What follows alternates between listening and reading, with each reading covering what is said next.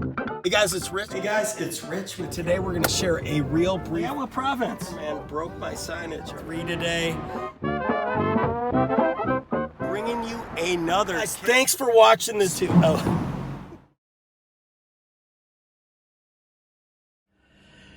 It is a great day, guys.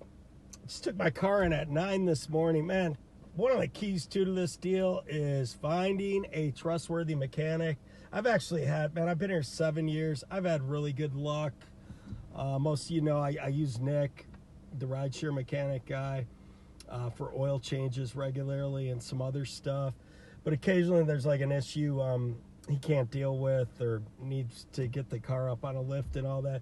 So I usually go to this guy, Jason at Aloha, who's cool. He gave me a quote for this brake booster vacuum. It was like $900. Couldn't get me in.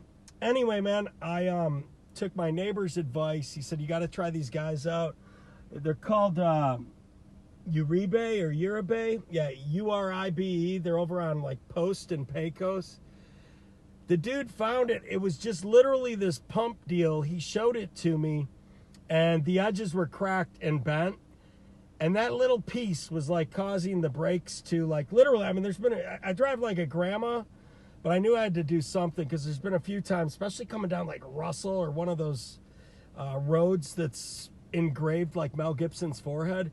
And I hit the brake and, you know, the brake's all the way down and the car continues to go. Like, you know, especially if you're on roads going 45, 55 and a light's coming up.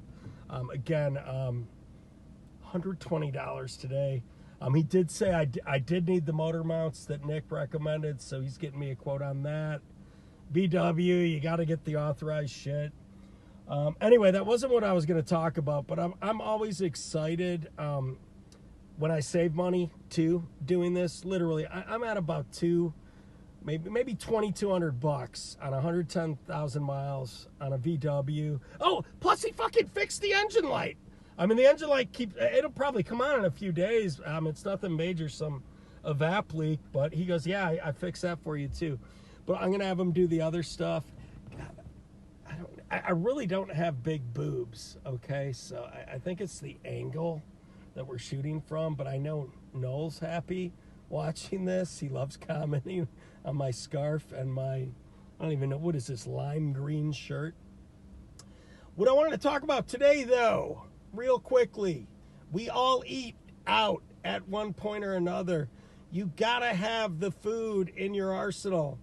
It is the number one topic that comes up in a rideshare vehicle. Yes, I know we all wish the number one topic was, hey, can you get strippers to my room? Or, you know, can you take me to a strip club? That shit just doesn't happen in a vacuum. You have to make that happen as a driver. But there's one thing everyone's gonna do when they come to Vegas, and that's eat. And they want recos from an insider. So my number one reco to you on giving these recommendations is be genuine and be legit, okay?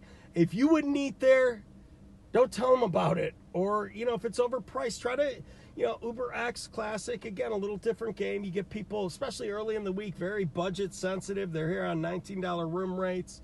Find them a deal. There's deals. You know, like I said, I recommend ketchup because I like it.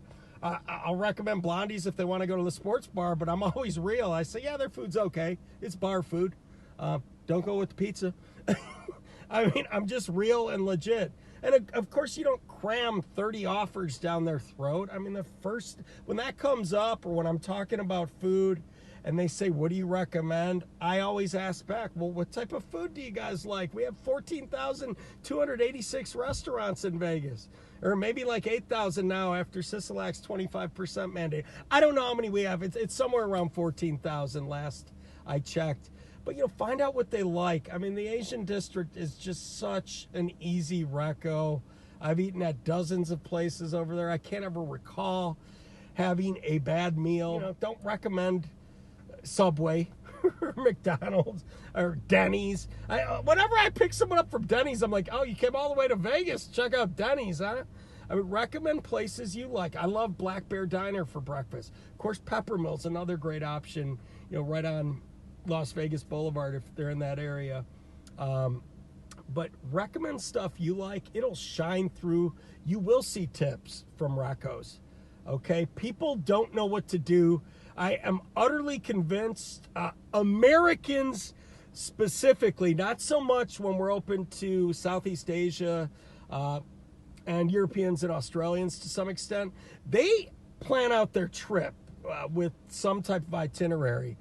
I mean, Americans, it's almost like, yeah, I don't know, I just came to Vegas. I don't know what the fuck I'm going to do. Any ideas?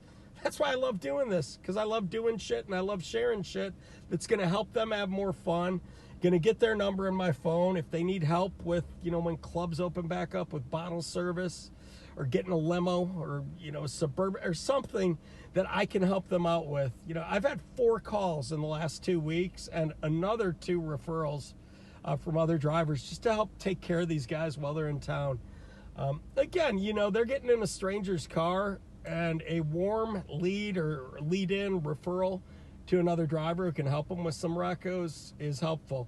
And again, do I hit the jackpot on these? No, not always. I'm not driving them some of the time, but you know what?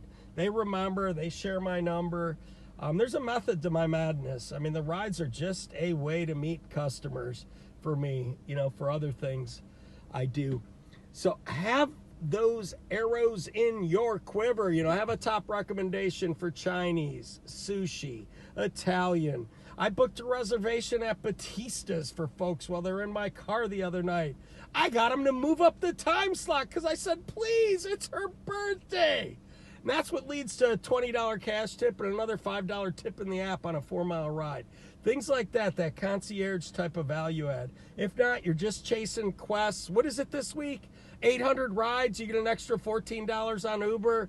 Lyft, if you hit the pink zone, you know, over off of Buffalo and Centennial Hills, you get an extra 82 cents. If you're right in the center of the pink zone when that ride's requested, you can't be on the border, then it's only like 4 cents. Well, priority mode, I think you have to pay Lyft an extra 8 cents to get the pink box bonus. But you guys see where I'm going. I mean, have these recos ready and be genuine, be sincere.